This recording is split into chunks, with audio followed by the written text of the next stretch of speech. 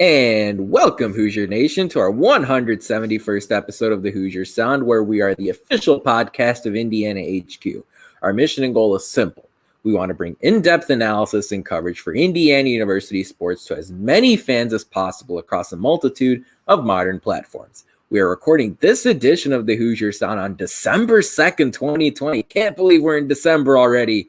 Where I am your host, Nithin Krishnan. Here with me tonight is my usual partner, Matt Lukens. Matt, what a wild week of IU sports since we last spoke on last Tuesday evening. Talk to me, Matt. What's going on in your mind with IU? What's going on in life? How's Thanksgiving? I mean, the floor is yours. Yeah, I mean, it's been a crazy week. I feel like about a month has passed in this last week that since we've had a podcast again. It was an extra day, so it felt even longer, right? I didn't get to see your wonderful face like we normally do on Tuesday nights because, well, we were waiting until Maui was over today. We were hoping that we would be in the later game today playing North Carolina, but alas, that didn't happen. But look, so much IU sports over the last week. We had a basketball game versus Tennessee Tech, then the football game, and then now 3 days in a row we've had basketball games. We've been absolutely spoiled. Of course, we won't have another basketball game for a week now. We don't have another one until next Wednesday. However, I've seen some people talk about there's a chance that we look to schedule somebody in there. I'm not quite sure that happens. We've been seeing teams from around the country schedule games on the fly. I think we saw Washington schedule a game against whose name is escaping me. I want to say Villanova. Oh, yeah, something. Virginia Tech, Villanova. Yeah, a team that started for the V. I want to say that they scheduled like on Monday night, Tuesday. I was too busy thinking about IU basketball. Pay attention to that. But yeah, that was a thing somewhere. Yeah. So we've seen it happen across the country. I think Stanford is staying in North Carolina after the Maui tournament in order to schedule a couple more games against some teams from the North Carolina area. I think they're even using UNC's facility in Chapel Hill to practice. So that's interesting. But yeah, it's crazy time in sports right now, but it's so nice to have college basketball back. It's so nice to have college football continuing on. Of course, we're going to talk about Penix and all the sad news. How does it go with that? However, we do have a game to look forward to this weekend, and I'm sure you're ready to get into that. I mean, you prepared all of us really well. What a nice preview for tonight's show. We're going to start with IU basketball. I mean, 4 games in basically a week and a day here. The opener was pretty chill as we all hoped and expected with a 30-point win over Tennessee Tech at Assembly Hall. And then Maui happened. And wow, I mean, 3 games in 3 days. What a whiplash effect it has on basketball fans out there on social media, on people like us who cover the team, as even if it's remote. I mean, it's just it was nothing for literally 8 months, and then you turn on the heat right away with a really deep Maui field, and it started Monday when Indiana destroyed, crushed, obliterated Providence 79-58, a really good Providence team that was predicted to finish 3rd in the Big East. Indiana controlled that one from wire to wire. And then you had a 180-degree turnaround when Texas, who was ranked number 17 on Monday in the most recent AP poll, completely just smothered Indiana's offense. I mean, that's putting it lightly, as Texas went on to win by 22. And then the Hoosiers in a really big game earlier today, and we're recording on Wednesday night this week, the Hoosiers bounced back, showed some resilience, showed some ability to fight through adversity, and beat Stanford by 16. So, Matt, let's start with the Providence game. I think that's the one. It felt like it was 3 weeks ago, and in fact, it was just 2 days, 2 days earlier this week. Talk to me about the stuff you saw in that Providence game, a game IU won 79-58. Race Thompson had a huge game. What sort of things went through your mind as you watched IU take control and then finish off the Friars? I mean, I think you stated it right there. I think the huge thing was Race Thompson. Trey Jackson-Davis did not have his best game. I mean, we're talking about post players at Indiana. 5 for 15 from Trace is not going to cut it. That's 33% from the floor. And Trace is known as a pretty high level finisher, right? He had games last year. He was like 11 of 12, 11 of 13 at some points. Like that's what he does. He gets in there and he gets us, he looks and makes them. But he was very inefficient against Providence, and we still beat this team by 21. That's thanks to Race Thompson's 8 of 12 from the floor, 6 of 10 from the free throw line, 22 points. He led the team in scoring. Race Thompson led the team in scoring, was followed by Al Durham, who was 3 of 5 from 3. We shot 35% from 3 for the game, 45% from the floor. But our defense is what actually won us the game. Look, I'm talking about stat lines, right, for points and whatnot. And that's the easy analysis. The hard analysis is going in and looking at our defense. And our defense absolutely smothered a Providence team that was supposed to be this high-scoring, sharing the ball offense that Providence was going to have. Yes, Providence is usually a defensive team, but this year they were supposed to score a lot. They had brought in a transfer. I think it was Gant from North Florida. Is supposed to shoot the ball crazy from the forward position. You had David Duke, who has an unfortunate name, but it was a former IU target and was supposed to facilitate the ball at a high level. You had somebody like a Nate Watson, who's returning from last year and was supposed to be one of their stars, a big guy down low that can protect the rim and bang down low. And we just took it to them. We were comfortable the whole game. For the whole game, we were running the freshmen out there at the end. It was a comfortable win against the Bright. Yeah, I was a bit nervous going into that one, to be perfectly honest. Yeah. Right? I think a lot of IU fans are a little scarred from how IU played in the Maui Invitational a couple of, probably 5 years ago at this point. And that the opener, vaunted seventh place. Yeah, the vaunted, Bill Walton. Oh my gosh. Bill Walton.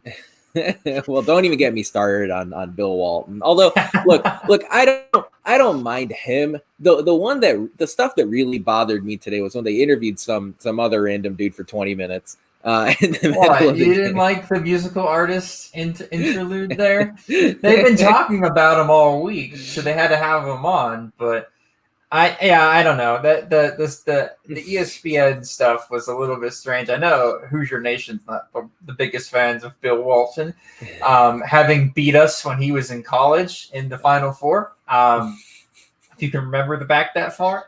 But I think he's fine. He's just not fine when it's your team on you're watching. It's fun when it's like 10 p.m. at night and he's color commentating on an Arizona-Oregon game and you're like, I could care less. This is hilarious and I want to go to sleep, but this is really funny.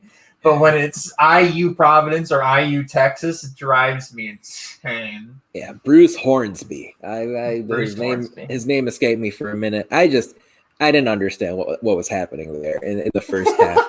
Unfortunately, he was unable to join our podcast tonight. Probably for the best. We'll keep it confined to the actual basketball if those of you listening don't mind. But yeah, going back to that Providence game, I mean, Race Thompson, right, the star of the show, 22 points, 13 rebounds. Matt, here's a guy who last year averaged 3.7 per game. And then 3.9 rebounds per game. And this is what one of my biggest questions was coming into the season. We've seen a lot of talented players come to Indiana, but we really haven't seen anyone, correct me if I'm wrong, really elevate their level of play in the last few years. Rob Finney came in. How much has he improved over the last couple of years, right? Al Durham came in. How much has he improved? And even the great players, guys like Romeo Langford, who's a 5-star recruit, Trace Jackson Davis, who's not been here for over a year. How much have they really elevated their game? Jerome Hunter might be the best answer to that question, but that all changed on Monday. Race Thompson became that guy. I mean, all of a sudden now you're looking at a dude who's putting up double-digit points like it's nobody's business. He did it again in IU's win over Stanford earlier today. He looks like somebody who's put in the work. He looks like somebody whose redshirt year really meant something. He's looked like someone who's fully healthy now for the first time in his career. And all of that resulted in an awesome week for Thompson, awesome few days for Thompson, but really that game Monday was eye-opening because like you said, Nate Watson's a solid big man inside and Providence threw a lot of different looks at you, but it seemed like Thompson was always in the right place at the right time. He was able to go out there. He blocked a shot as well against Providence and even showed a 3-point shooting ability in the Maui Invitational too. So, wow, what a performance from Thompson. And like you said, Matt, the defense really locked Providence down. And let's make it clear, that was a team going into the tournament that was something like a top 40 team per the KenPom ratings.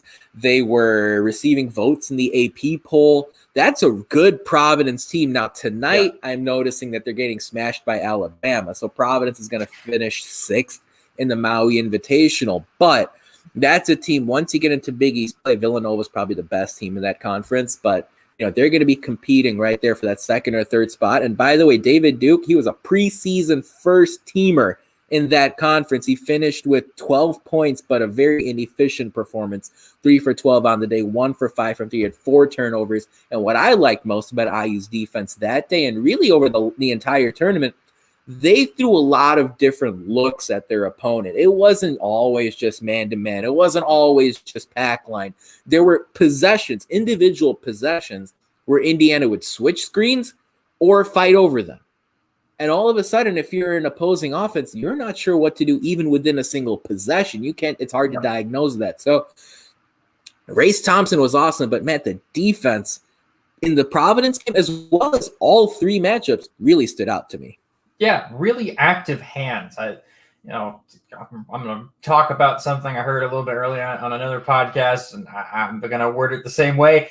Deflections, right? Those are important, and I'm sure that irks some of the Tom Crean haters that are listening right now, but that is a stat you can keep track of. That is an important part of playing defense, is deflecting the ball, making sure it doesn't get to where they're trying to throw it.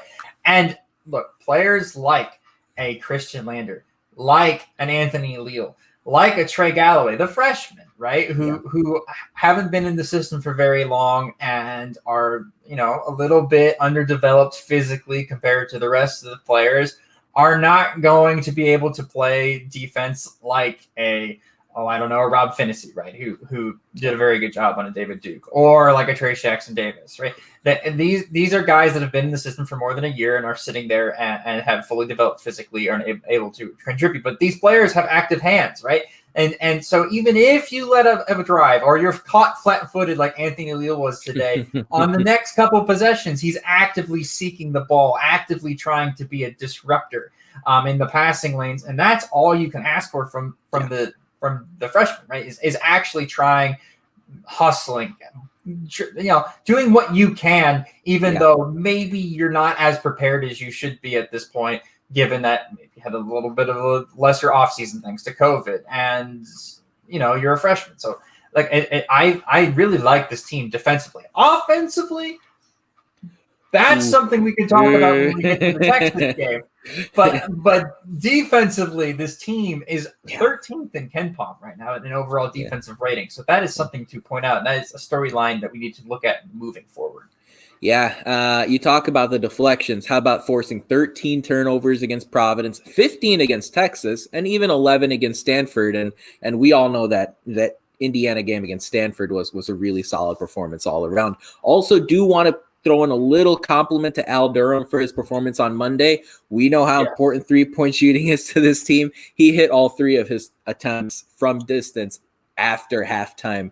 He was able to score 19 points, 6 rebounds in that game. So there's no question, even though he didn't play against Stanford in IU's double-digit win, he is incredibly valuable to this season's team. And then, Matt, let's talk about you might have to cover the kids' ears for the next couple minutes as we talk about Indiana's. I mean, you said it on Twitter, embarrassing loss to Texas. It was a 22-point obliteration, demolition, blowout at the hands of the Longhorns, who did go on to beat North Carolina. And so I think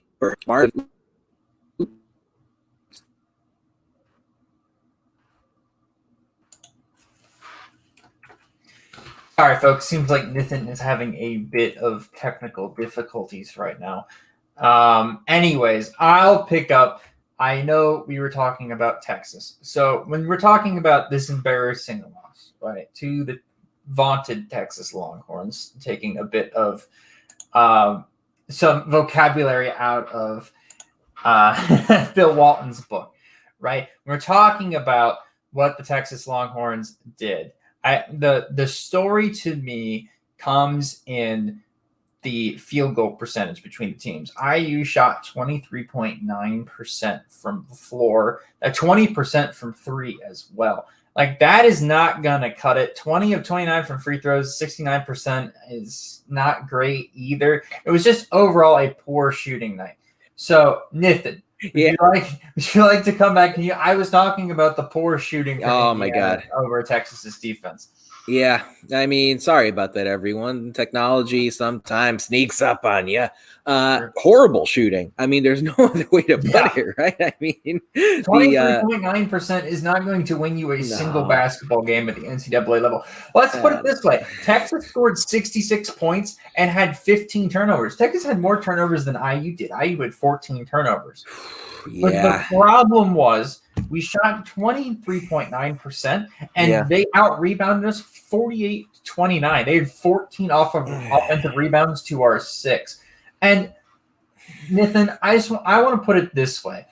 At the time, it felt like the sky was falling, right? We were watching this team crumble. Yeah.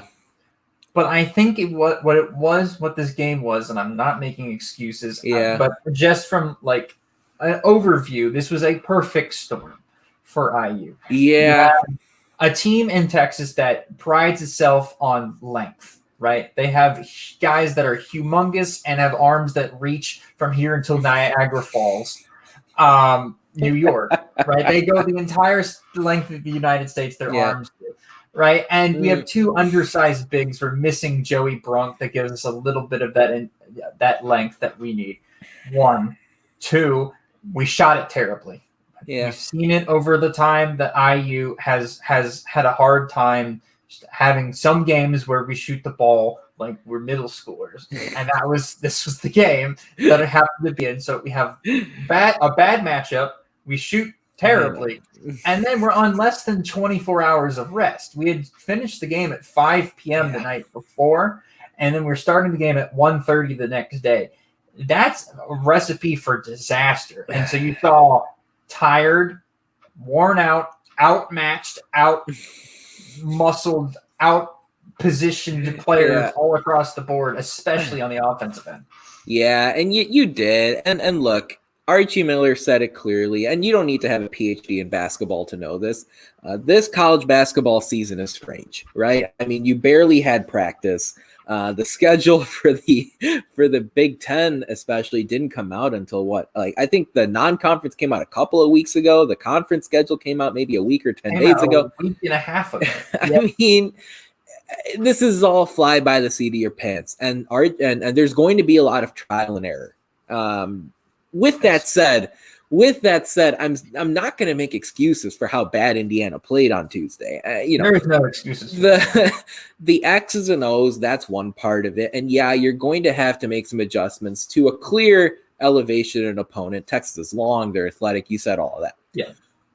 But the spirit was missing, and the fire was missing, and the passion was missing. And I don't care how many games you play in how many days, for Indiana to get smacked in the first 5 minutes. Stunned was the word that Archie Miller used. And then not really make a push at all. It's one thing if you push back and Texas push back and you push back and then Texas blew it open. That's not what happened. Indiana's longest run in that game was 5-0.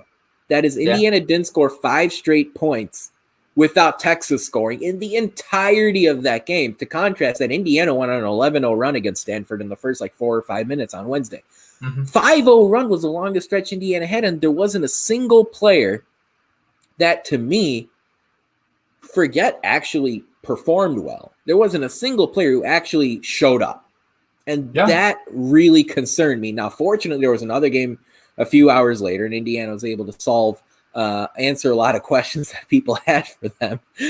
But, man, if that was Indiana's worst performance of the year, it's all good. But we just can't have another one like that resurface because, man, social media was a dark place on Tuesday evening, Tuesday night. People were rightfully upset at how Indiana played. It's not a good sign when you don't show up and you can't the coaches. I'm not limiting it just the players either. I'm talking about the coaches too. there wasn't a backup plan. I'm not sure what their primary strategy was going into the game, but there wasn't a backup plan. There wasn't a curveball. There wasn't a trick up Archie Miller's sleeve. He took forever to put Anthony Leland into the game. He's a guy who's apparently able to shoot a jump shot or something. He kept going back to Race Thompson even late in the game when they were down by 20. Christian Lander, Jordan Geronimo didn't get much playing time. Look, no excuses for how they played against Texas. But like I said, fortunately, there was another game, less than 24 hours later. That's true. Look, Trayce Jackson-Davis is our leader, right? 5 of 12 from the floor that game. And I 5 of 12 is generous for that stat line. Exactly. I think at the half he was like 2 of 7. Like, and that is not acceptable. It was all empty calories. Tennessee, 17 points were empty calories. 0 for 4 from the floor. Al Durham 2 of 7. Armand Franklin 2 of 7. Race Thompson 1 of 5. I mean, we lauded Race Thompson for his performance in the Providence game, and rightfully so. And then in this game, he was an absolute no-show. 4 points, 3 turnovers, 6 rebounds total. Trayce Jackson-Davis at 17 points and only 4 rebounds for the entire game. Like, how is Armand Franklin out-rebounding Trayce Jackson-Davis by 3? I have absolutely no idea. Again, Jerome Hunter, 17 minutes, 1 of 4, 1 of 2 from 3, 4 points. And, like, he might be the damn highlight for hitting a 3-pointer. Like, that's what I'm talking about. It was an absolutely unacceptable performance on all levels. I laid out why I think it's a one-time thing that doesn't excuse it at all. Like Nithin said, there was absolutely no life. No. They looked like they were walking through like a walk-through practice, and the other team was playing in the Final Four. That was like how mismatched the energy was, and you should practice with more energy than they had. You should practice with more energy. It was unacceptable at all levels, and it goes down to the coaching staff. Look, us podcasters are human beings. I was starting to buy my ticket on the Archie Miller train out. I was ready to start punching tickets like in Polar Express down the line, trying to get everybody on board so we can get going. Like I was ready. I was ready. I was Tom Hanks. I was ready. But look, we're gonna talk about this now Stanford game. Now this Stanford team, by the way, that was a terrible refereeing decision away from being in the championship game. Mm-hmm. This Texas team ends up beating North Carolina in the championship game. We might have ended up playing North Carolina, and we might have ended up beating North Carolina anyways, because Texas ended up beating North Carolina in the end. But yeah, we played Stanford today, and I'm sure most of you know, we won that game. And we did. We was against a very good Stanford team. I think Stanford at the time was rated around us in KenPom. Yeah. Now we are 17th in KenPom, and I can't see where Stanford is. They were in the 30s. They were in the 30s somewhere. I think it was 35 or 36. They're 35 right now. Yeah. So Stanford is 35th in the nation right now with the 8th overall defense. And this is something that I would like to stress out to everybody, is that we just played the team with what is the 8th overall defense in the country, right? And we scored, if ESPN would be so nice, 79 points on them. Yeah, right? 79-63 was the final. 79-63. And look, if you ask me, right, Indiana won this game in the locker room after the loss to Texas and before they took the floor against Stanford. They were angry. I don't know what Archie Miller said to the team. I don't know if Kenya Hunter, the new assistant, is the soothsayer and he has wise words to teach the players whatever he's learned in the past. I don't know if it's Tom Ostrom or Mike Roberts or whoever. But the way Indiana got up off the mat after getting crushed by Texas to honestly crush Stanford was really impressive. I mean, that was a bounce back performance I personally was not expecting. When I saw Stanford was a 1.5 point favorite at tip-off, I said that's fair. It's a Stanford team that's predicted to finish fourth in the Pac-12. They've got a couple of really good players in Oscar Da Silva, 5-star freshman Zaire Williams. They've got a couple of other nice pieces too. You know, Dejon Davis, their leading scorer, ended up with 18 points today. He had a solid season last year in the Pac-12.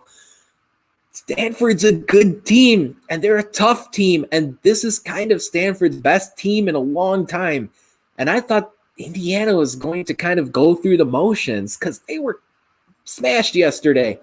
Yeah. But it was a completely exceed expectations, 5-star, A-plus performance from Indiana today. 79-63 win. Now, we talked about Race Thompson in that Monday performance. Trace Jackson Davis stole the show today. I mean, he came out guns a-blazing from the start, and he kept that up really for all 40 minutes of action. He ended up playing something like 31 or 32 minutes himself. But, you know, his energy, his passion, his enthusiasm, it clearly transmitted to the rest of the team. And that's really important, right? You're looking for guys to step up. You're looking for guys to be leaders. Trace Jackson Davis was that guy. 31 points, 6 rebounds, unstoppable. Stanford coach Jared Haas said that Jackson Davis basically imposed his physicality on the game. And that's what Trace Jackson Davis has the potential to do. So while Race Thompson had a good game, you saw Armand Franklin have his best game as a Hoosier. It's obvious here, especially with Al Durham unavailable, and clearly Joey Brunk is working through some stuff as well. Yeah, Trace Jackson Davis stole the spotlight on Wednesday. Clearly, and to be honest, he's been the star of the show since the season began. We knew this was going to happen, right? This is who Trace was down the stretch last year, who we might have been able to see, or we definitely would have been able to see in the NCAA tournament play, and maybe would have even blossomed into a bit of a national star. And he's still a bit of a national star right now, but I think finally the rest of the country is kind of paying attention, right? 31 points, 6 rebounds, 2 assists, not a turnover, not a single turnover. 10 of 16 from the floor, 11 of 14 from the free throw line, right? Mm-hmm. And the important thing about this game is, to me, when I look at this offensive output for Indiana, right? I just mentioned Stanford is the 8th best defense according to Ken Pom in overall defensive rating. The 8th best defense. We scored 79 points on them. We shot 33% from the floor. And I want to point out that number. 33% from the floor, right? 33% from 3. That's the important number here. In the other game, we shot 20% from 3. In this game, we attempted 15 and made 5. That's 15 points on 3. I just did quick math. That's 33% from 3. That's a lot of threes, right? Yeah. But that's the important number to me. If we shoot 33% from 3, which is not a great margin from 3, right? You would rather be up in the 37, 38, 39. Of course, right? Yep. But 33 is kind of towards the lower end. If we shoot like this for the rest of the season, I honestly think we're going to end up in where we want to in the Big Ten, which is in the upper top 5, top 6. Because we know what we're going to get from Trace Jackson Davis every night. Again, Race Thompson, who we talked about earlier, added 15 points this game. We're going to get our looks inside. Our guards are going to be able to get to the rim. Like, they've shown this, right? Armand Franklin got 13 today. You're missing Al Durham, who loves to get to the rim as well. Rob Finney, when he's on and looking to attack, can get to the rim with the best of them. So we're going to get our points at the cup in the paint. That number where we shot 25% of the floor, I think, is an absolute fluke. And part of the reason was that, we were on short rest and we just got flat out deflated. I don't see that happening the rest of the year. If we shoot the 3 like we did today, we are going to win a lot of basketball games because it'll open up the floor for Trace Jackson Davis to have a 31-point game. Yeah. For Race Thompson to play like he did. Also hit a 3-pointer in this game, which is going to help him as well in our total offensive game if they have to guard him when he's facing up at the 3-point line. So great offensive performance today. Great defensive performance as well. Again, a lot of their guys were very inefficient today, Nithin. Yeah, they were, and to be perfectly honest, Stanford had a lot of empty calories in there at the end of the game. Yeah. It was a really impressive defensive performance. The Cardinal, it was like Indiana went into a prevent defense at the end of the game, and Stanford was able to get some easy buckets. So that's where it's at, man. Like, Indiana ended up going 2-1. Okay. Mm-hmm. 2 impressive wins, double digits over teams that I think will end up at least quad 2 possibly quad one when it's all said and done as we get into resume building season. I think Stanford is going to end up a quad one. If I had to go on a record, because I'm looking at the rest of the Pac-12, and I don't see many teams that are more talented than the Stanford team. I think Oregon and maybe Arizona, and then that's the rest of the Pac-12. So I don't even think I don't even put that in there. I mean, or maybe Oregon. I don't know. I think Stanford's going to contend for the Pac-12. They don't have any really interesting non-conference games until their Pac-12 season starts on December 13th. Well, Indiana, as of now. Yep. Well, that's true. Yeah. No, that's 100% right. And then same deal with Providence. They do have an interesting non-conference game against TCU coming up on December 9th. Again, preliminarily scheduled, and then their Big East play starts December 12th. So two teams that I think will be at least quad two. You're on the record saying Stanford's quad one. One really ugly loss to Texas. So let me just ask it to you straight, Matt. Was Indiana's week or 3 days at the Maui Invitational in Asheville, North Carolina, brought to you by Camping World and Bill Walton, was it a success or a failure? Yesterday I was thinking volcanoes and throwing myself into one, and today I'm thinking beautiful waterfalls and butterflies and rainbows. I've stolen this from somebody. I just can't put my finger on who I've stolen that from. But yeah, no, this is an absolute success. We beat two teams that are going to finish, I think, in the top 4 or 5 in their conference, and we lost to a team that's now ranked 4th in Ken Palm. It was a bad performance against Texas. I think, again, like I said, it was a perfect storm. I don't think we see that bad of a performance again. We're going to get our ass handed to us by a team somewhere down the line. It's just going to happen. The Big Ten's good enough that we're going to run into a team that's going to beat us badly, right? That's going to happen. But it's not going to happen when we're so demoralized like that. Like, that is just a perfect storm. That's not going to happen again. 2 very good wins from a non-conference. We're sitting here 3-1. We're probably going to be in the top 25 next week. If I had to put my finger on it, I think we will be come Monday. And then we go ranked to play another ranked team in Florida State, in Tallahassee. Hopefully I'll be there. Who knows? But yeah, I'm very excited for this basketball team. If you had asked me this question 24 hours ago, I would have been the most depressed guy on the planet. Isn't that crazy? It's amazing what 24 hours can do. And that's what this season's going to be like, right, Nithin? It's going to be a roller coaster, especially when we get to Big Ten play. I think we have a 6-game stretch we talked about when we talked about the schedule where we're going to play like all ranked teams for 6 games in a row. Like, it's going to be an absolute roller coaster. So just buckle in, guys, because it's going to be a crazy, crazy season. Exactly. That's the perfect way to look at it. I mean, I'm just trying to see if there are any top 25 teams that might fall out of the poll. Looks like Kentucky might, right? They were number 20 coming in, and they lost to Kansas yesterday. They played well. They lost by just 3 to a Kansas team that's in the top 10, but they fell short. I mean, we'll see what happens the rest of this week. I also am going to call it a success at Maui, but I'm going to look at it slightly differently because here's the deal. Okay, the resume stuff is nice, but Indiana learned a lot about themselves this week. Yeah. And Archie Miller, I think that was his biggest goal.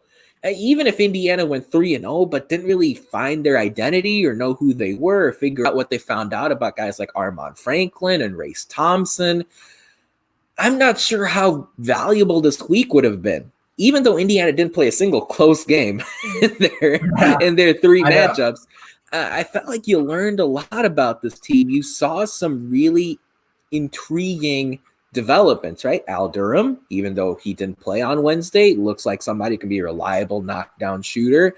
Trey Galloway looks like he doesn't have sort of the sea legs against high-level competition. He looks like he can very much hold his own. And look, I talked about the 2 guys in Race Thompson and Armaan Franklin. I mean, Armaan Franklin might be Indiana's 2nd best rebounder, if not 3rd or 4th for sure. And we didn't even see Joey Brunk suit up. And look, I'm not saying Joey Brunk's going to play 35 minutes a game, but even if it's 10 minutes or 20 minutes or 25 minutes, depending on foul trouble, depending on injuries or whatever, Brunk is obviously going to be important, critical depth to this team, especially in Big Ten play, where it seems like every good team, or I should say every team, really top to bottom, has a good center. So that's why, if you ask me, Indiana had a very successful week in Asheville, because even if that loss to Texas was there, you learned a lot about your experienced players, but also the young guys as well. Yeah, and this team is very young. Like you said, we're growing. And I think that's the perfect way to look at it, Nithin, right? Like we're trying to learn about ourselves. And somebody we didn't talk about almost at all during this podcast yet is Christian Lander, right? We have a almost 18-year-old playing for the team, right? He was 1 of 6 from the floor today, 1 of 5 from 3. Had 4 assists, 3 blocks. He had 3 blocks in this game. I don't know how. I don't remember any of them, but he had 3 blocks. And as the game moves on and as he plays more, the more and more he puts a stamp on the game. He's such a nice change of pace off the bench for Rob Finney. And his team is going to grow, and he's only going to get better as the season goes on, right? Like he's going to, speaking of sea legs, absolutely. Right? He's gaining his sea legs with every minute that he's out there. So I'm really excited to see this team. Again, there's going to be some growing pains, obviously, but it's so nice to have basketball. You hit the nail on the head because you talk about the block shots. An Indiana guard hasn't had 3 block shots in a game in a long time. Okay, yeah. And here's the deal: last year, Indiana, and we posted this over on Indiana HQ. Make sure you guys follow us on Twitter. We get you into the details each and every game that Indiana plays. Only one time last year did an Indiana player have 3 blocks in a game, and that was Race Thompson against North Alabama. Not even regular Alabama. Or even Alabama State or South Alabama, who's got some good teams every now and then, especially in football. North Alabama, Race Thompson had 3 blocks in that one. Thompson had 4 today. Lander had 3 of his own. And I'll tell you this, just on the surface, I can't remember a better Indiana guard as far as closing out on those perimeter shots. So it doesn't surprise me that he got 3 blocks today. But in the future, he's not going to get that every single night. He's still chases out, and he has good awareness on the perimeter. There was a play against Stanford where his guy did not have the ball, but another Stanford player had a ball about 5 feet away, and Lander got his hand up and, if not contested, at least altered the shot. And that it was a miss. Indiana got the rebound and got into transition. So keep an eye on that. I can't remember a better Indiana guard as far as actually closing out on the perimeter and affecting the shot. So look, it seems like you and I are in agreement, Matt. Maui was a success for Indiana. Lots of exciting stuff to look out for in the weeks and months to come. The good news is now IU basketball has some time off before a really interesting matchup against Florida State next Tuesday. By the way, Florida State is playing their opener tonight against North Florida in a game they're up by double digits. They're going to win comfortably. And then Florida State, unless something changes, is not scheduled to play again until next Tuesday against IU. So you're not going to have any tape on these guys, at least any valuable tape, going into this really interesting Big Ten ACC challenge, potentially pitting 2 top 25 teams against each other. So let's close the book on IU basketball, at least for tonight, and focus on IU football because, wow, how much news do we get from that standpoint this week? But first, it's time for Who Won the Week this past week in IU sports. We try to look beyond the football and the men's basketball side of things. Allie Patberg, we've talked about her before on this podcast. She was named to the preseason top 30 Wooden Award list. This is somebody who's one of the best point guards IU women's basketball has ever seen. And to add to that, she's probably the best point guard in the Big Ten right now. She's probably one of the best point guards in all of college basketball. This IU women's team is now the highest ranked Big Ten women's basketball team in the top 25 after Maryland was upset since we last had a podcast episode. So plenty to look forward to for IU. They got their first win of the season in their opener, a pretty comfortable win. And then, like we said last week, they've got a big matchup coming up against Kentucky that's going to be televised. So make sure you tune in to that one this weekend. So yeah, women's basketball's crushing it. Men's basketball had a decent week, started 3-1, but let's talk about football, Matt. And even though Indiana beat Maryland on Saturday, there was some devastating news on the football front, and that is on on an option play where Michael Penix carried the ball to the sideline, gained 21 yards, landed awkwardly on his knee, tore his ACL, confirmed by Tom Allen on Monday. And it really took a lot of sting out of an impressive IU win where they knocked off Maryland 27-11. But Matt, when you found out Michael Penix got hurt, what was going through your mind? And look, what's Indiana going to be looking at in the weeks to come? I'm really sad about this again, and it's not even just because IU's been crushing it with Penix at quarterback, and right, we all know what a game changer Penix is, but it's even more crushing for the player himself, right? Because it's like he's getting all this national attention now. He's had 2 season-ending injuries in a row. Going into this year, and he's finally getting the national attention he deserves. People are talking about him even being a Heisman candidate. Of course, he was shooting himself in the foot during this game. He was 6-19 for 84 yards before he got injured. Right, he was not having his best game as a Hoosier, but still, we were in the red zone, knocking on the door. He could have a chance to throw a touchdown. Then, hey, who knows what happens? He turns the game around, right? And of course, the same knee that he injured his freshman year on also a QB run on a scramble. And here we are, same story again, 3rd year in a row with a season-ending injury for Penix. And it's like, can this guy catch a break? Can he catch a break? Can this program catch a break? We're having our best season in a very long time, and we're looking poised to even make the Big Ten title game against Northwestern. If Ohio State can't play, which just looks like they might not be able to play the Michigan game or the Michigan State game this weekend. So, like, we're looking to maybe even make it there, and Penix is not going to be at the helm for that game. It's just so unfair. It really is. Yeah, it is, and I don't even know where to start with this. Like you said, it's his third consecutive season-ending injury. It was a bit of a struggle for him against the Terrapins, but Indiana went into that game with the mindset of run the ball, run the ball, run the ball. It's not that surprising, especially in a noon start. You know how much we sometimes loathe those, especially against a weaker opponent that Indiana's supposed to beat. You can't blame Indiana for coming out a little bit sluggish, a little bit sloppy. But yeah, I mean, Penix Jr. this year, he was having a great season, even after the numbers from the Maryland game get put in there. I mean, he finished with 14 passing touchdowns, 4 interceptions. He had a stellar quarterback rating. When you look at the yardage, I mean, he's thrown for 1,645 yards this season. The next highest Big Ten quarterback is Sean Clifford, who, first of all, has been benched at various points this season. And second of all, has over 400 fewer yards than Penix through the air. Everyone else, Justin Fields is just 1,200. Spencer Petras at Iowa's got 1,138. Peyton Ramsey at Northwestern a little bit behind that. Michael Penix was having a spectacular season, and I know some of those other quarterbacks we mentioned haven't played their full allotment of games, but all the stuff just popped when you watched him play. He was really keeping defenses off balance, although, he was struggling a little bit against Maryland. I don't know what to say. You were spot on. It sucks for IU fans. It sucks for the coaches, but it really, really does.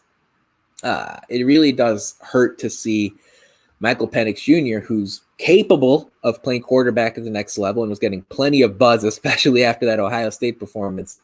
It's tough to see him get this news, but if there is some positivity to look at here, well, the NCAA has some quirky eligibility rules this year. Penix will, I believe, still be a redshirt sophomore for this 2021 football season. He can play another 3 full seasons if he so chooses. I don't expect him to. I don't know what his future plans are, but it's something that he is, at least within the laws of the game, something that he can think about. But yeah, it's going to be an adjustment for Indiana at quarterback, and well, it's time we talk about the new starter, Matt.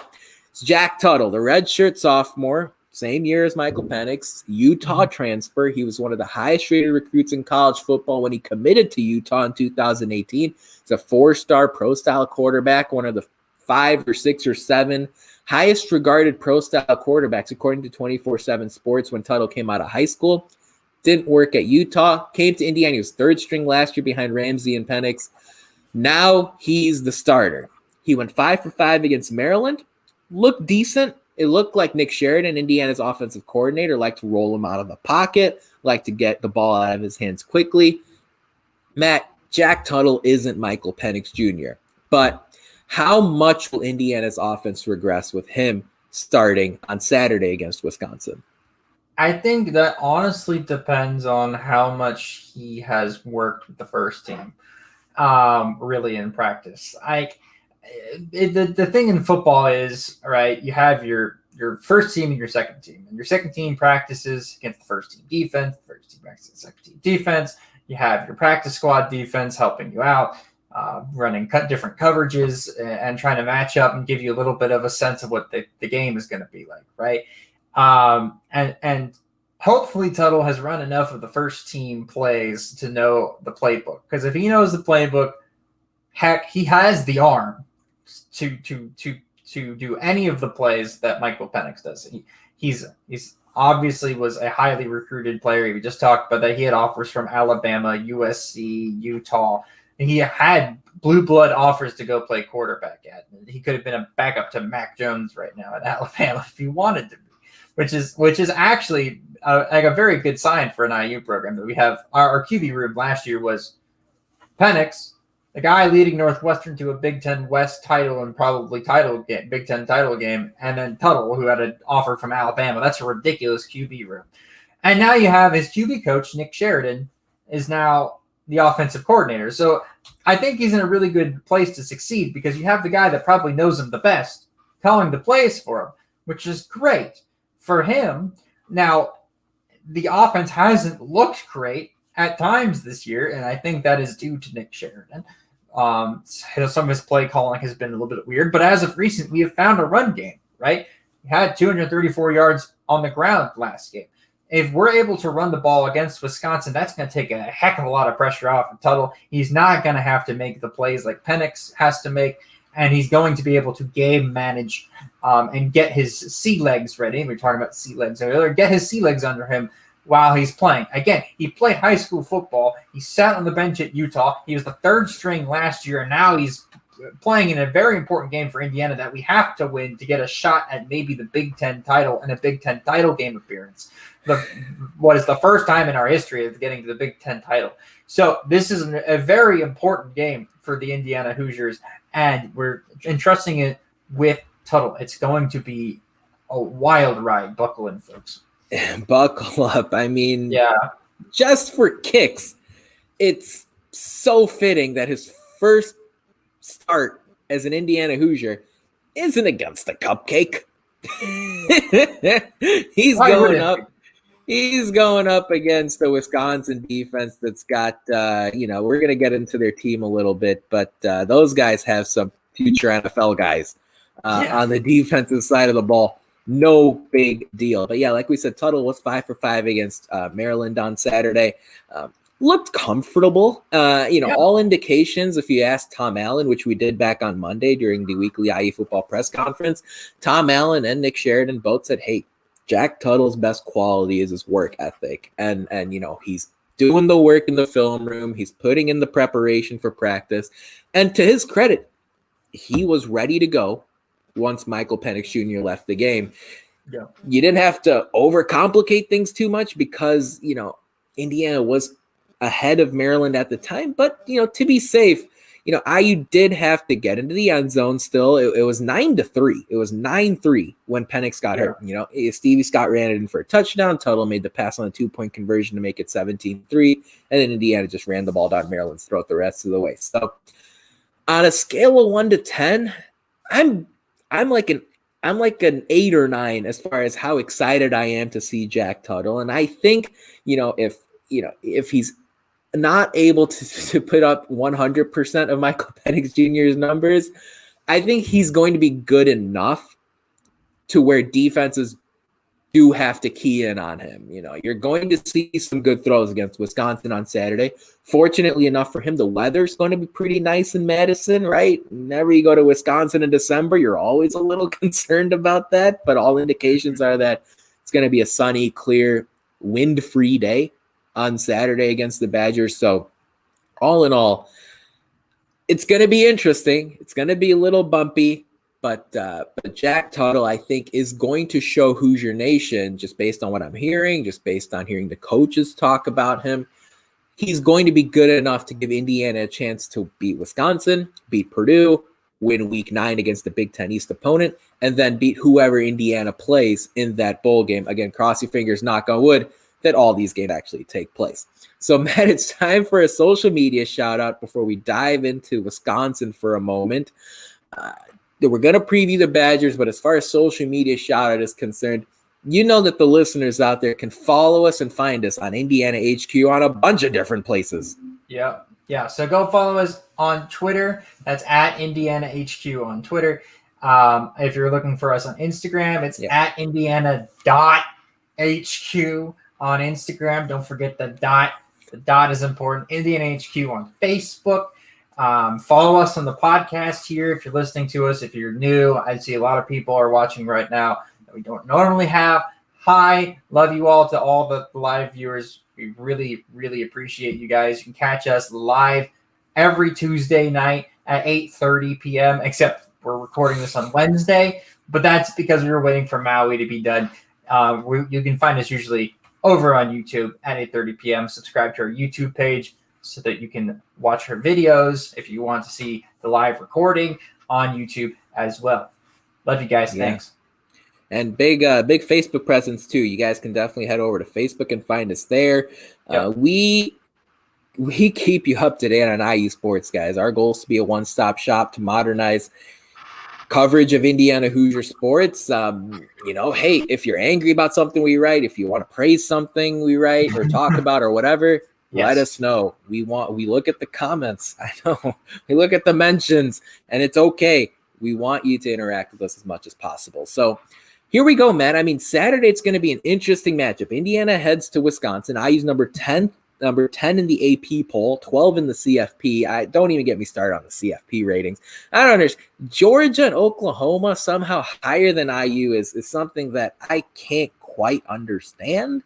And I'm not going to get into it for more than another.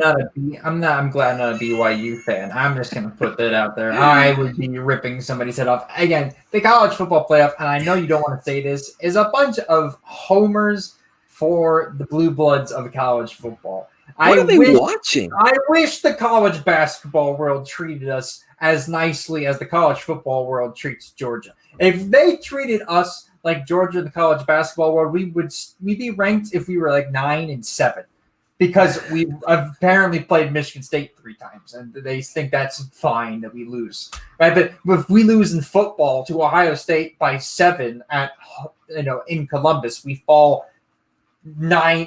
6 spots, right? But Georgia loses at home or in Jacksonville, I guess, to Florida by 1 billion, and they still don't. Doesn't matter. I don't understand. I don't get it. It's ridiculous, and that's just Georgia. Oklahoma. Oklahoma's 11th in the CFP ratings. Indiana's 12th, and for whatever reason, Oklahoma, their schedule, their victories are crap. I mean, Texas. Oh, I guess if you beat Texas, you're all of a sudden a top 12 team. We would hand Oklahoma's asses to them. I don't know. Well, I hope we get the chance. I mean, at this point, if Indiana keeps winning, it looks like they are on track to get a New Year's Six bowl bid, assuming Ohio State gets the CFP nomination in the Big Ten. And I know there are a lot of hypotheticals involved here, but if Indiana gets that New Year's Six at-large spot and does face a team like Oklahoma or Georgia, sign me up. Hot take, prediction time. If Indiana faces either of those teams in a bowl game, Indiana's going to win that bowl game. Just saying. But look, Indiana's number 10 in the AP poll. Wisconsin's number 18. And because of the quarterback injury, because of a variety of other things, Wisconsin currently is a 14-point favorite. And the over-under is just 44.5. So the odds makers are predicting a low-scoring game. You can do the math. It's about a 29-15 final score. Again, Vegas is predicting Indiana to score basically 2 touchdowns, give or take a point. Wisconsin's really good. I mean, they've got a number of quality players. Graham Mertz, their quarterback, he's had a really strong season. They've got a strong backfield. Nakia Watson and Jalen Berger are really good and are going to give Indiana a lot of problems. No team Indiana faces this year will be better at running the ball than Wisconsin, with the exception of Ohio State, and we saw what Ohio State did to Indiana on the ground. So Indiana's going to have to make a big push in practice this week to stop the run game. They've got a couple other unique. You've got a couple other dynamic guys as well. Tight end Jake Ferguson's a solid player. Defensive end Isaiah Loudermilk has had a really good season. There's a little bit of news on the Wisconsin side, and that's cornerback Rashad Wildgoose. Yeah, they've got a Loudermilk and they had a Wildgoose on their defense. Wildgoose opted out for the NFL draft. This happened after Wisconsin was deemed ineligible to participate in the Big Ten championship game. Who knows if those rules change, but Wildgoose opted out, cited some health concerns, said, look, I'm focusing on the next level. So, Matt, when you look at this Wisconsin team, which hasn't put much film on tape, they haven't put much football on tape for Nick Sheridan or for defensive coordinator Kane Womack or for head coach Tom Allen. Wisconsin's played 3 games this year. What stands out to you, and what do you think Indiana has to do if they want to, I guess, upset the Badgers as 2 touchdown underdogs? Yeah, and they have to do – well, what I've seen is what Northwestern did to them, which was they made Graham Mertz the most miserable quarterback in the country.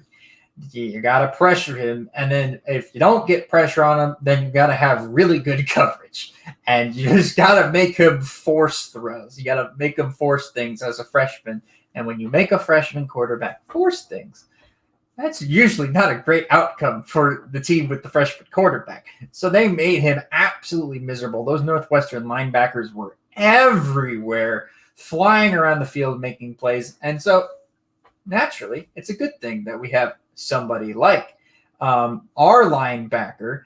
You know who I'm talking about, right? The guy that was in Pro Football Focus this week. Micah McFadden. Micah McFadden, right? Wow. Yeah. So what a player. Micah McFadden is great. And he's been playing at a high level, I think, all season. Right? He has. A lot of credits goes to our secondary. We talk about our secondary all the time, how great our secondary is. Our secondary is great, yada, yada, yada, yada. Micah McFadden is also fantastic. This defense is great at almost every level. But Micah McFadden has been great. So look at him to make Graham Mertz one of the most miserable players in the country. If we're going to win, it's going to be Graham Mertz sitting on the ground looking at his throw that he just made because Micah McFadden just laid a hit on him while he was throwing. That's how we're going to win. And we're going to have problems with the run, right? We've shown at times that we can get out muscled by really good offensive lines. We saw it against Ohio State. We saw it against Michigan. We saw it against Penn State. Teams that recruit higher level players than us and are able to impose their physicality on our defensive line are able to get some push in the running game, get some running game. That's fine. We're going to have to let them run the ball. However, we are going to have to make Graham Mertz miserable. We're going to have to take the pass out of the equation, in my opinion, to make sure that we win the game. Yeah, try making them one-dimensional. That's basically what it gets down to. Mertz had a miserable day against Northwestern, had 1 touchdown pass, 3 interceptions. And on the season, now we've got 3 games of data in there. He's got a completion percentage of 65.5, but just 7.2 yards per attempt. And in the college game, you want a number that's a little bit higher than that. For example, Penix was at 7.5 before his injury. So, that's a pretty big difference in the football world. You want to try to get above that 7.5 mark. Interestingly, there was news that came down earlier today on Wednesday that expected starting quarterback for Wisconsin, Jack Cohen, is available for the Badgers on Saturday, but fully expect Graham Mertz to get the start against Indiana, and maybe Cohen comes as a backup in case of emergency. So, yeah, I agree with what you said, Matt. Wisconsin, according to the S&P ratings, the S&P Plus ratings on ESPN, does have the 20th best offense in college football. So, even if Mertz is a little shaky, I mean, this is a running game that's really, really dynamite. They are very difficult to stop. Even in that 17-7 loss to Northwestern, they put up 136 yards on the ground, and they do it in different ways. Kane Womack, Indiana's defensive coordinator, flat out said it. Even though it's 5 days before the game back on Monday, he said, look, they give you a lot of formations and a lot of looks that you just don't see out of other teams. So even teams like Ohio State, Wisconsin's got a lot of condensed formations, a lot of heavy formations, a lot of 2-3 tight end sets, fullbacks involved. big dudes. Mason Stockey is a guy whose name you're going to see once or twice. He's number 34 with Wisconsin, big-time fullback. Garrett Groshek's a solid runner, and that doesn't even include guys like Jalen Berger or Nakia Watson who are capable of putting up 100 yards on you. So lots of work to do for Indiana, the defensive side of the ball. But look, on the other side of things, Wisconsin has the top-rated defense in college football according to the S&P Plus ratings, and you can see why. Even in their loss this year, they only allowed 17 points. They held Illinois to 7. They held Michigan to 11. Wisconsin's defense is really good. Some names you might want to get to know: linebacker Jack Sanborn, defensive end Isaiah Loudermilk. They've got 5 different guys with sacks this season. Not doing too much as far as intercepting passes are concerned. They've got 2 in 3 games. They've got 3 in 3 games. Something to keep an eye out for. Jack Tuttle obviously making his first career start. Will Indiana run the ball with the same effectiveness? I mean, that's an interesting question. Northwestern, in a game where they led for the majority of the contest against the Badgers, ran for something like 25 yards against the Badgers. Northwestern ran for 24 yards in a game that they controlled. But at the same time, you've got a new quarterback. Matt, my question to you is, can Indiana find the same success, or at least similar success on the ground against Wisconsin that they had against Maryland? Yeah, and I think they can, because I think they found a formula that works, which is that I like Stevie Scott, I like Samson James, but they might have found a keeper in Tim Baldwin, right? We didn't talk about the Maryland game too much because a lot of it was talked about Penix, but Tim Baldwin, a freshman running back, is a bit more of a change of pace back. He's a bit smaller. He's not a run in between the tackles kind of back. He's not going to plow somebody over, but he's a bit shifty. He's a smaller guy, get behind the tackles, hard to find, and gets off and has a nice burst. He ran for 85 yards against Maryland, a team that, again, does give up a bit on the ground. But what I like about Tim Baldwin compared to Stevie Scott and Samson James is Samson James and Stevie Scott, to me, are power backs. They need the ball running downhill. The problem with that is that you're playing in a spread offense. Why is that so key, Matt? I'm glad you asked, listeners. Because you're taking the ball and you're handing it off to them at almost a standstill and saying go, instead of lining up under center as a quarterback, hiking the ball, having to take a couple step backs while they take a couple steps forward out of the eye and slam it into the line. And when they slam it into the line, they're so powerful. They have enough momentum moving forward that they can move the pile forward for 3 or 4 yards, and that's a nice 3 or 4 yard gain on first down. Mm-hmm. That does not happen out of the spread because they don't have the momentum. So you already have a hole waiting for you when you get the ball. You have to hit the hole as fast as possible as a running back. Tim Baldwin has the burst and speed built for a running back that will excel in the spread.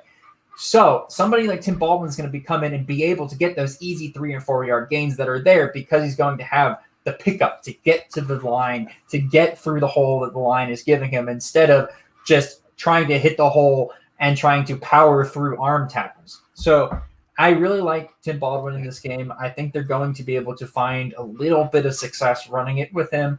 And hopefully we see a little bit of some different kind of formations and play calls. Try to get Stevie and Samson into the game. Yeah, and it's too bad that Samson missed the Maryland game. He was ruled inactive for that contest. But I'm excited to see if Samson James does get to play. Of course, I would love for Caleb Jones to return to play that left tackle spot. Of course, now with Jack Tuttle starting instead of Michael Penix Jr., the left tackle's the blind side tackle, the right tackle's the front side tackle, just things you got to think about when you switch a left-handed quarterback to a right-handed one. Tim Baldwin was exceptional against Maryland and really exciting to watch. He has that open field shiftiness, that speed that's really exciting to see, especially out of a freshman running back. And Indiana threw a lot of different looks at Maryland. It was a clear-cut game plan going into that contest to run the football, even if it means throwing just a handful of passes with Penix and Tuttle. You found something out of those direct snaps to the running backs. You found a little something with David Ellis. You found a little something with Tim Baldwin, and Stevie Scott had 3 touchdowns. Yeah. Stevie Scott is still one of the most reliable backs in the country when it comes to the short yardage situations, those goal-to-go situations, which hopefully Indiana finds themselves in a lot coming up on Saturday. I'd be happy if they would, because that would be we're in the game and are winning. That's it. And, well, let me ask you the question then, Matt. Let's just put it out there. Prediction time.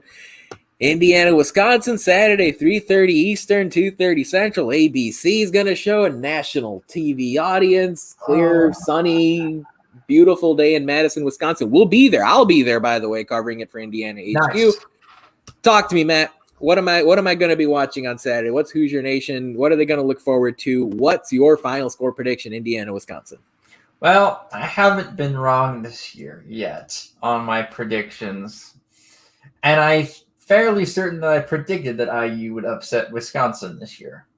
So, with that being said, I'm going against my prediction, sadly, and picking the Badgers in this matchup. As much as I want to pick IU, if Penix was healthy, I guarantee you I would have picked IU, and I would have felt comfortable in doing so. But I don't know what to expect from Tuttle at all. And when I don't know what to expect from something, usually it does not turn out great. So, sorry, Hoosier faithful. I am not picking the Hoosiers this time. I'm picking IU to lose by 2 scores. I think they'll lose 20-10 to the Wisconsin Badgers. I didn't want to hear that, man. I wanted you to be Mr. Optimistic because, unfortunately, I agree with you as well. I think Indiana falls short in this matchup. Look, Indiana's got a really good football team. They do. And it's a football team that I think is one of the 10 best in the country. Even with Jack Tuttle starting a quarterback, I think Jack Tuttle's going to show you that he's capable of making all the throws, moving the ball down the field against this Wisconsin Badger squad. But Wisconsin, they're just really good. And Indiana's always struggled against the Badgers.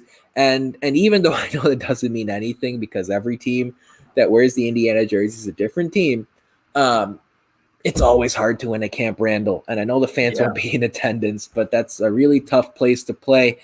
And I just think this is bad timing for the Wisconsin matchup. I wish Jack Tuttle had a little bit more warm-up, maybe another game before this against an easier opponent. In other words, I wish maybe the Purdue and Wisconsin games were switched.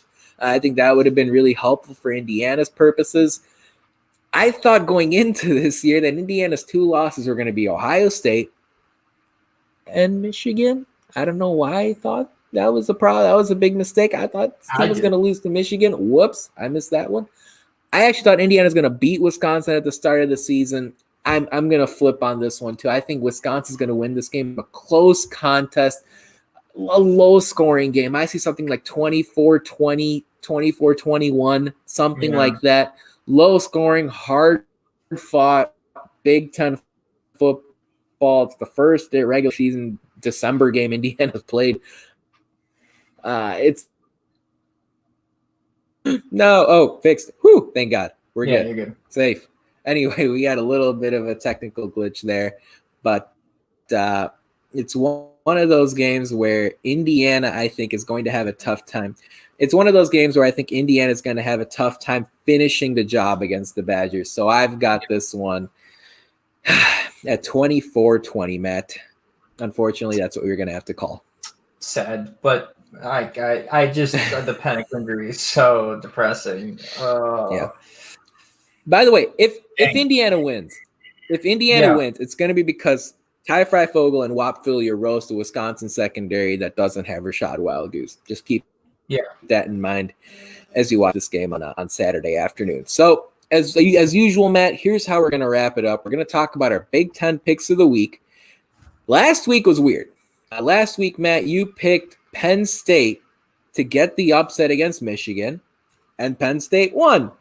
You also predicted Ohio State was going to cover 28 points against Illinois, and unfortunately, that game just didn't take place and opened up a Pandora's box of questions as far as who is eligible and whether or not Ohio State can actually make it to Indianapolis, but we're not going to talk about that. So, as you look at the slate this week, Matt, there are only 5 Big Ten games to choose from because 2 out of the 7 matchups have already been canceled. As you look at the 5 games, who's your upset pick? And while you're at it, let's throw me a pick again with one of these teams against the spread. Yeah, this is a terrible week for picking an upset. I'm being honest. You have Penn State playing Rutgers, and honestly, that would have normally been my pick for an upset, but I just don't see Rutgers putting it together to beat Penn State. Ohio State plays Michigan State. That would be the sneaky pick because we don't know how many players Ohio State is missing, and this is going to be a Michigan State team that's going to have a lot of confidence after beating Northwestern last week. They're going to be going into this matchup feeling great. However,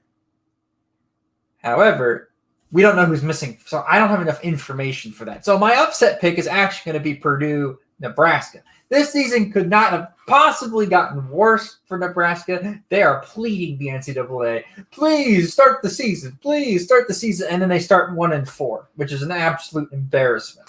Like, imagine begging to start something and then being the worst at it. They have a worse record than Illinois, and they play in the West.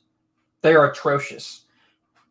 But I like this matchup for them against Purdue. I really do. Purdue's defense has kind of been a turnstile defense. They just let people score on them, whatever they want. And Nebraska has had trouble on offense, so that's not going to be an issue. So it's all going to be down to the Nebraska defense to beat Purdue. I like Nebraska. That's my upset pick. Purdue's favored by 2. It's not that much of an upset, but whatever. Yep. Still counts. Then, for the spread pick, I have Indiana covering against Wisconsin. I don't think we lose by 14. I think we lose by 10. There you go. Boom. Boom. Done. I am your betting source on all things Big Ten. Let's go. Indiana HQ and the Hoosier Sound are not liable for any losses that occur at the wagering window or on various so I do take a 5% fee if it does go well. That's sneaky business decision on your part.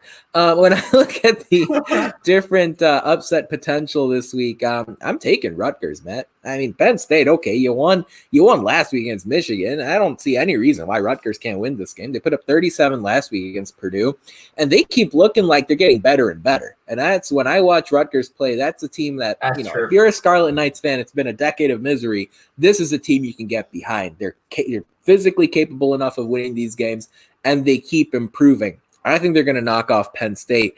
And my spread pick is going to be the opposite side of yours. I think Purdue's going to actually cover the 2 points against Nebraska. Really? Because this Nebraska team, man, I mean, I'm probably one of the biggest Nebraska haters out there. I don't really know why. I just think in general, it's a program just talks a bunch and doesn't get anything done on the field, especially with Scott Frost coaching them. Bo Pelini was a guy I enjoyed watching as a head coach, and for whatever reason, he was run out of town there in Lincoln. That was a big mistake. Imagine getting run out of town for going 9-3. You start 1-4. You're pleading to start. I mean, I don't know. Don't even get me started. Yeah, laughing stock. And then, like you said, all the noise that came out of Lincoln after the Big Ten coronavirus policy was instituted. Just a big bunch of BS. So I'm going to take Rutgers to upset Penn State and Purdue to cover the 2-point spread at home against Nebraska. So as we wrap up tonight, Matt, jam-packed episode, lots to digest, lots to talk about, lots to think about. What stands out to you as far as your closing thoughts tonight? Let's ride off into the sunset. Yeah, my closing thoughts are what a roller coaster this week has been. It has been, wow. He had the win on Saturday. Then Penix gets injured, but then we still pull out a win against Maryland. And then we find out Penix is actually injured and tore his ACL and out for the season on Monday. And then we have a basketball game. And then we win the basketball team game by a lot. We're like, yay. And then we get destroyed by Texas. And we're like, no. And then we beat the crap out of Stanford. And we're like, yay. Welcome to the life of being an Indiana sports fan. This is going to happen. Just don't overreact when bad things happen. I saw it on Twitter with the Texas game. You rightfully can be upset about the Penix injury, but when things go bad in one game, don't light your house on fire over it, okay? It'll be fine. We're not liable if anybody lights their house on fire, by the way. Yeah, going back to it again. That's right. But yeah, the sky is not falling. We will be fine. It's a long season. If we lose by 30 at FSU next week, and I'm going to talk about this next week on the podcast before we play FSU. If we lose by 30 next week at FSU, we're not firing Archie. I know I was talking about it. I was emotional when getting ready with the clippings on the Polar Express to get Archie out and ship him on his way. Yeah. But it's a long season, and this team is going to develop, and we're going to be in a good spot for both football and basketball and women's basketball. Well, and I'm glad you mentioned women's basketball. I do want to close the loop on one thing. Indiana's women's team faces Kentucky on Sunday against the Wildcats. That game is at 4:00 Eastern time over on ESPNU, just to give all of you the details on that. The Hoosiers also play Samford. That's Samford, Samford on Thursday evening. That's a game that you can catch over on BTN Plus. But yeah, to summarize our show tonight, embrace the craziness. I mean, this is what we've wanted for, what was it, 7-8 months during the pandemic, during the lockdown. We had nothing from March until September, late September. This is, I should say late October. That's what we were all hoping for. We were all hoping for crazy storylines and narratives and trash talk and the sky is falling, and actually, no, the sky's not falling and everything's great. This is what we all were hoping and waiting to actually get. And I was skeptical.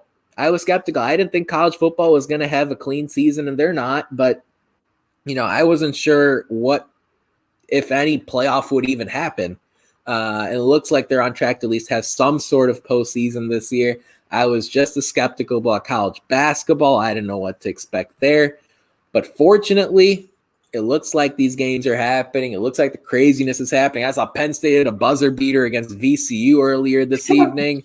I mean, that was a great win for Penn State, and they're not a team that people are expecting to do all that well in the Big Ten this year. But hey, look, they're going out and beating teams like VCU, who had a pretty solid non-conference start. So things are happening. Buzzer beaters are happening.